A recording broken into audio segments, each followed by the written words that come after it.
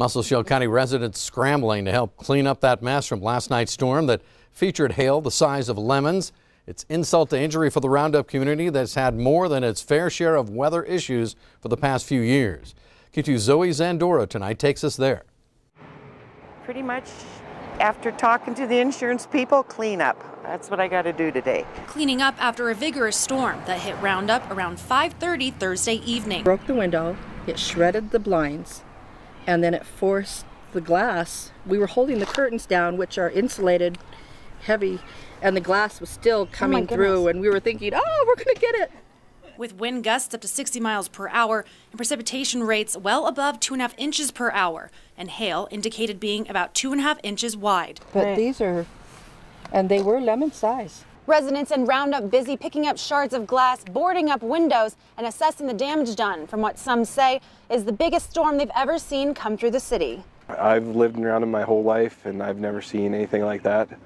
We had baseball-sized hail, sustained hail for about 20-30 minutes. Took out most north-facing windows, west-facing windows, any vehicles that weren't undercover, severe damage. Residents like Gail Armstrong, who were expecting just a thunderstorm, weren't prepared for hail at all, saying otherwise she would have boarded up the windows. But we lost all the north and west-facing windows, all of them. And we lost the windshields, every mirror on every car. Well, most of the damage is broken windows all around this building. There's one over here.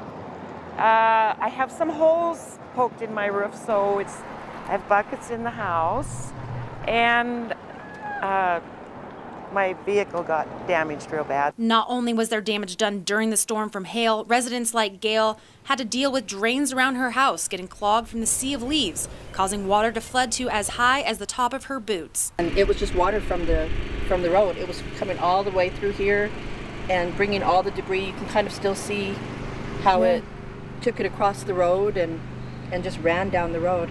We thought the wind was so bad, we thought it was going to be a tornado. Yeah. And we honestly thought it was just on our road. And then we found out later through other people that It was all over. It was all over. In Roundup, Zoe Zandora, MTN News.